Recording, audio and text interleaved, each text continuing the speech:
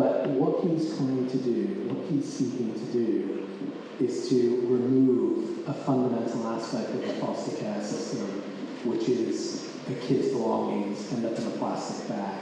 So imagine you're 7 years old, with your age Angelina was when she was developing her first act, and you're in the system. Your possessions all end up in a plastic bag. And think about the judgment that we as society put on that human being in that moment in time. This gentleman is out to transform that. And we are so, so deeply honored to welcome to the PINC stage, Scheer from the Constitution.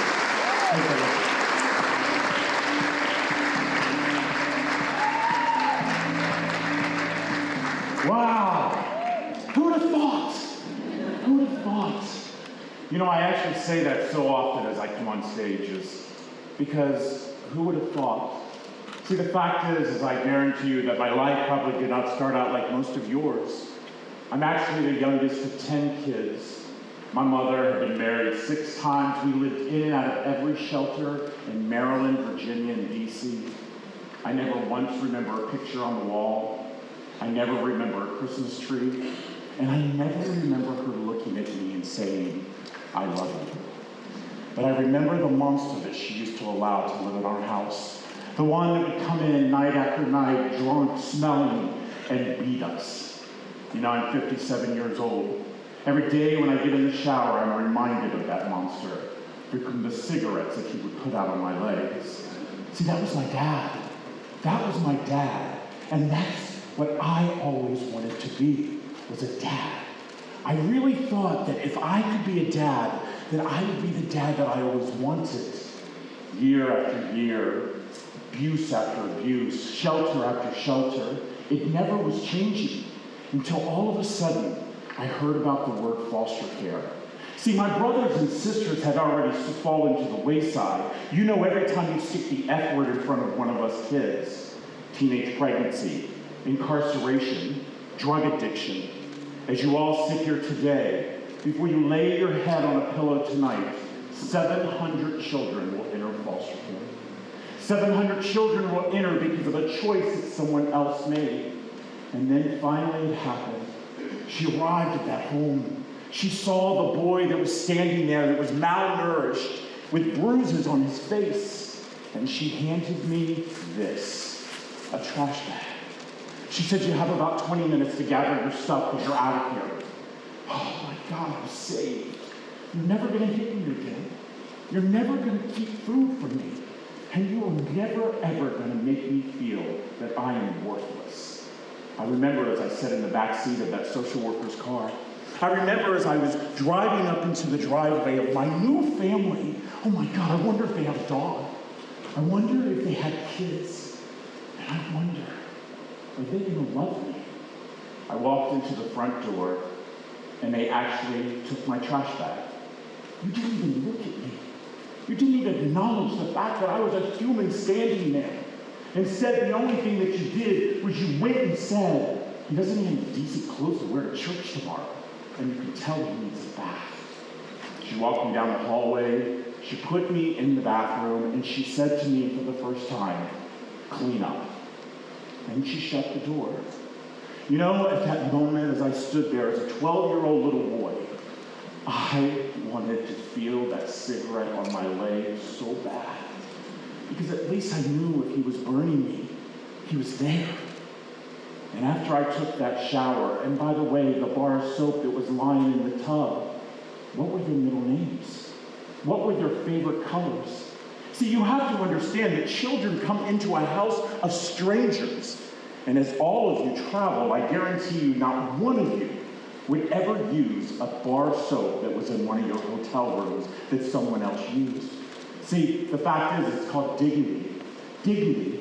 And that is something that we all know children deserve. But for me, I was going to be different. I was going to be that kid that you loved. I would wake up in the morning, and by the way, I would clean your kitchen before you ever asked. Because I wanted you to know I was there. And by the way, I watched your 3 biological children. Because you reminded me every single day, these are my biological kids, and this is our foster kid.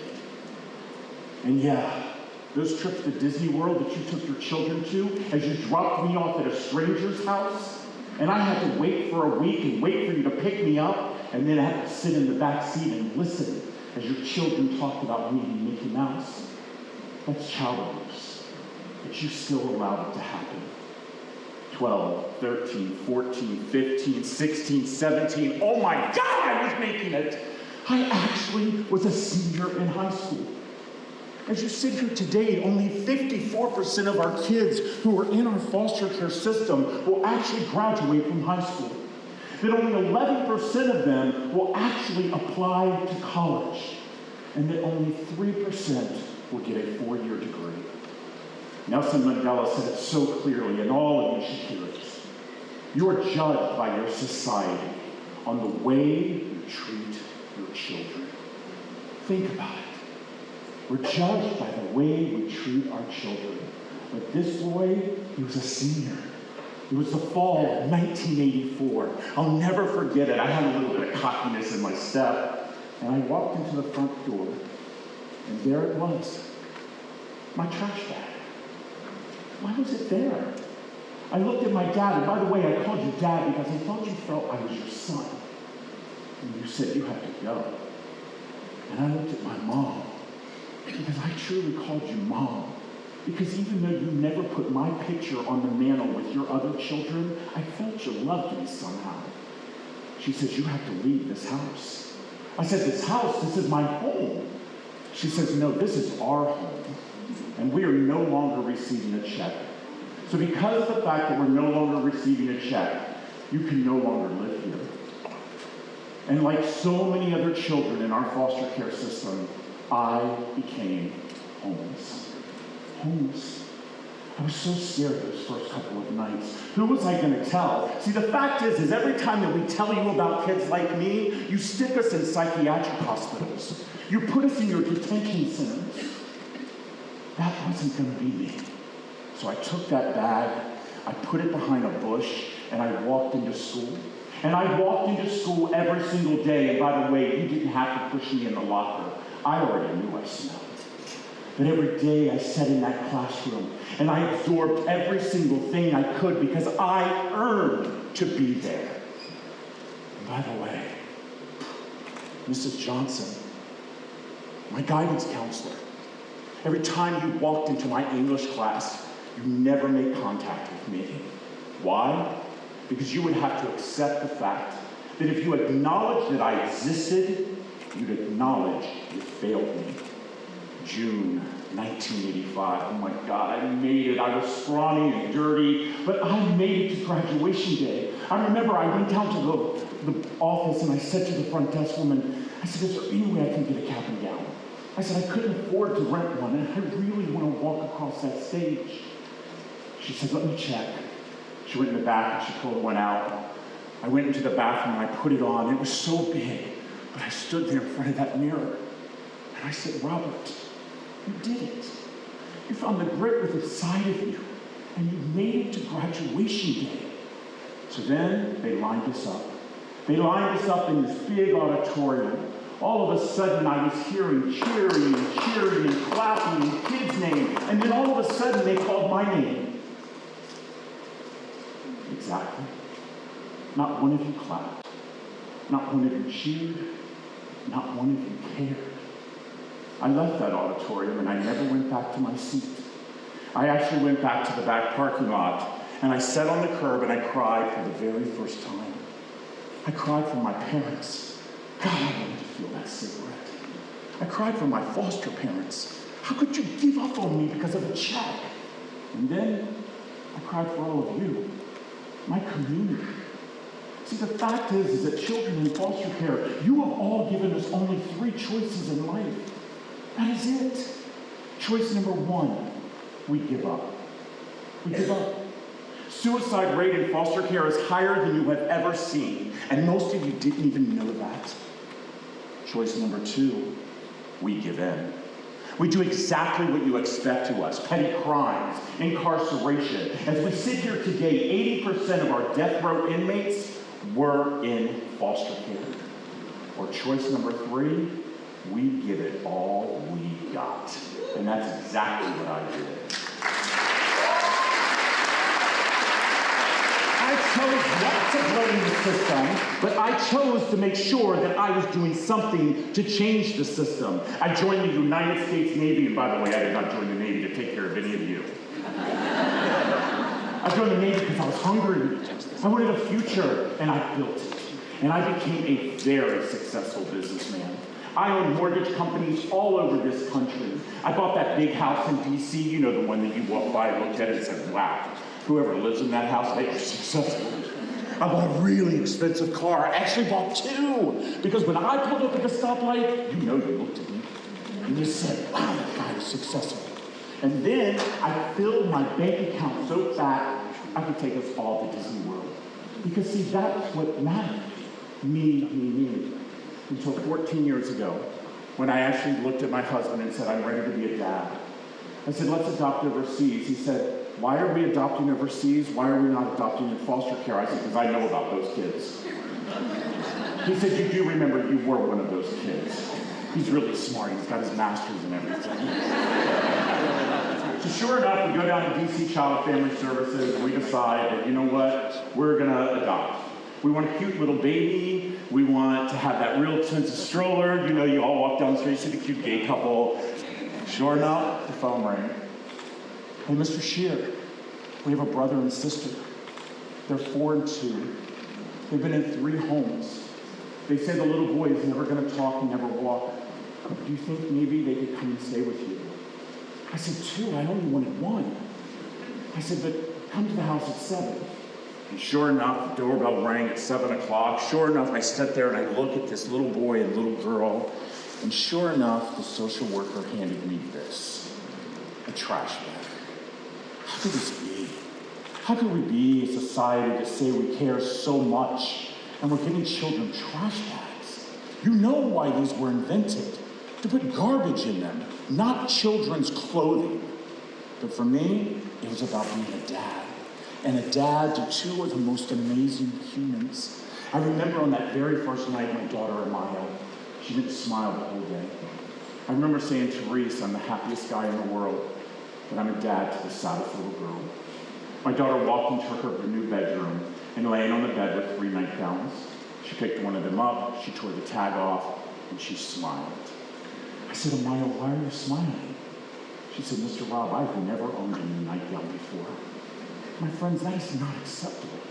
It's not acceptable that children come into a system and we can't even give them a new nightgown. But for me, it was about being a dad, giving them the best they could have, putting them in private schools, only designer clothes, until 3 months later the phone rang again. Mr. Scheer, we have 2 more kids. I said, I already have 2. They said, but we have 2 more. We have a little boy who's 2, and by the way, his mother was 12. He came into the system with bleeding of the brain, shaken baby syndrome, and 3 broken ribs. Along with his little brother, who was 6 months old, and at 3 months old, she took a razor blade and carved her boyfriend's initials in his chest. I said, I'll see you at my house at 7 o'clock. I went into the kitchen and told my husband. He said, you know, we have to talk about this. I said, okay, that's fine, we have till 7 o'clock. And sure enough, my children arrived, and sure enough, they carried a trash bag. You know, as I sat there and gave my kids everything, passports, trips, cruises, I was sitting in my office 11 years ago, and I realized at that moment that I had failed. I had failed as a parent. See, I was so concerned about what all of you thought about me, I forgot about the kids in foster care. The kids who truly needed to be heard. The voice that needed to be told. So as my husband walked into my office one day, he's now a stay-at-home dad, he said, hey, let's do a toy drive. I said, no, let's do something better. He said, what's that? I opened up my desk drawer and I pulled this very trash bag out because I never leave home without it. I said, I'm gonna eliminate trash bags in foster care in DC. He said, you're batshit crazy. I said, I know, that's why you married me, we can do this. So we gathered some members of our church, some of my senior staff, and I told the story I just shared with you. And I told the story about the little girl who didn't smile until her tag was taken off her pajamas. I told the story about the fact my beautiful teeth, and you know my teeth are beautiful. They cost me an arm and a leg.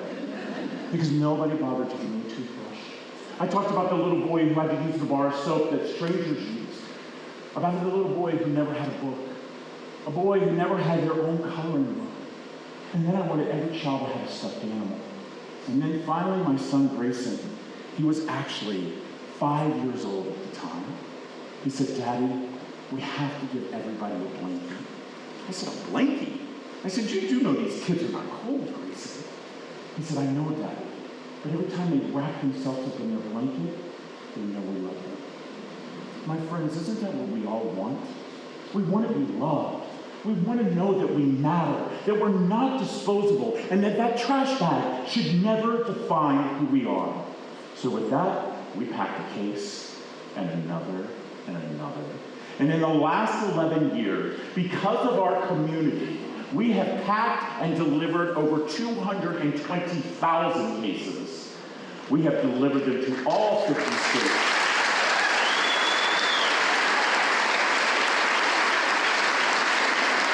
We have delivered them to all 50 states, DC and Puerto Rico, and I know I don't need to remind you smart people, Puerto Rico belongs to us. Yes, it's surrounded by water, but so is Hawaii. See, the thing that we must remember as we leave this conference, that C for community, you must understand that community, it is not your zip code. It's not. Community is our human race. And what affects people in my little town of Darnestown, Maryland, affects people right here in Sarasota and in Austin, Texas. And if we do not realize that we must invest in our children, we will fail. See, my generation, and those of you who look a little older than me, which aren't few, you always would say this: invest in a child and you invest in their future. You lied. That is not true. When you invest in a child, you actually invest in your future, because they are our leaders of tomorrow, and that's why it's so important. And normally, at this point, I would click some more slides, and I would say thank you. But if you look here on the screen, I actually have 5 kids. See, in 2018, Derek Scheer published my memoir, Forever Family. I sold all my mortgage companies to become a public speaker to educate people about kids in foster care. And as I was at a local high school in my state of Maryland, a young boy walked up to me. He said, "Mr. Scheer, will you please sign my book?" I said, "Of course, what is your name?" He said, "Alex." I said, "Alex, tell me something about yourself." He says, "I have nothing to tell." I said, "Alex, we all have a story." He said, "No, Mr. Scheer, my story is like yours. I've been in foster care since I was 5. I'm 18 now. I've been in 11 homes, and I'm getting ready to age out, and I'm going to be homeless just like you were." Wow, that hit me so hard. I've met children all over the country, and now that we've expanded in the UK, all over the world. But the way this boy said it to me, I pulled out my business card and I said, "Alex, I want you to call me. I have to give another talk." I looked at the principal as she had a tear going down her eye. She said, "Mr. Scheer, Alex has fallen through the cracks of child welfare." I looked at her and said, "Not on my watch." I went home that night and I told my kids and Reese about meeting this young boy. And one of my kids said, "Dad, if he calls, let's invite him to our house for dinner this weekend." I said, "What a great idea." And sure enough, Alex called me the next day. He said, "Mr. Scheer, this is Alex. Do you remember me?" I said, "I'm not that old." I said, "Alex, by the way, give me the number to your foster parents." I said, I want to call them. I want you to come and have dinner with our family." Alex said, you're kidding. The family you write about in your book?" I said, "No, I have a fake family." "Yes, the family I wrote about in my book." I picked Alex up on that Saturday. I brought him back to our farm in Darnestown, Maryland. I watched as he was playing in the backyard with my kids, and my husband said, "Let's go out to dinner tonight." I said, "What a great idea." We gathered the kids in the Suburban. We went down to the local Mexican place that we go to all the time. We sit down, and my little son, Tristan, who was 10 years old at the time, said, "Alex, you know you can order anything off that menu, and my dad won't care." He's like, "I can order anything?" He's like, "I'm getting the shrimp fajitas. And if I do not eat them all, I do not get in trouble." My daughter Amaya looked at Alex and said, "Alex, haven't you ever been to Guapos?" He looked at my daughter and said, "I don't ever remember being taken to a restaurant." My friends, at that moment as a parent, I'd done my job. I'd done my job. I was so worried when my children were little that I gave them so much that I forgot to teach them empathy because it's not in our DNA. But as I looked at my 4 children, I saw the empathy flow out of their eyes for this young boy. We ate, we went to Dave & Buster's, we dropped Alex off at his foster parents' house, and I get into the car, and my son Makai says, "Daddy, we have to do something for Alex." I said, "I know. I just don't know what to do." He says, "We have to bring him home." What? We have to bring him home. I looked at my husband, and my husband said, "What's one more?" My husband and I were the first couple in the state of Maryland to petition the courts to have a child from foster care live with us without a stipend.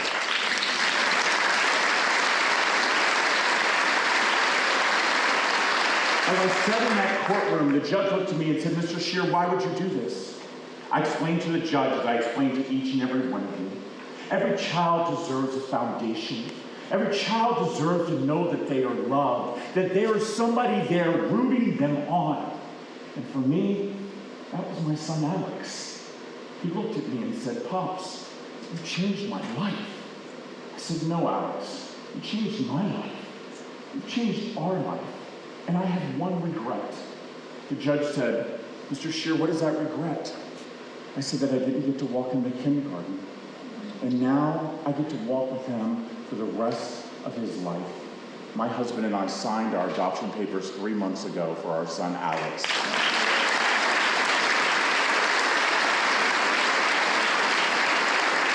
So with that being said, listen, we all have an opportunity to be a part of a change in our foster care system. To understand that we need to do certain things by, 1, changing your vocabulary. We are not foster children.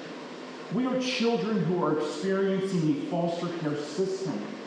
Number 2, don't ever think that someone standing next to you does not have a story, because their story could truly impact you, just like so many kids' stories have impacted me. And I just want to say thank you. Thank you for being part of my community. Because as angry as I was as a young boy, I realized you didn't fail me. You didn't give up on me. You just weren't educated about me. Thank you.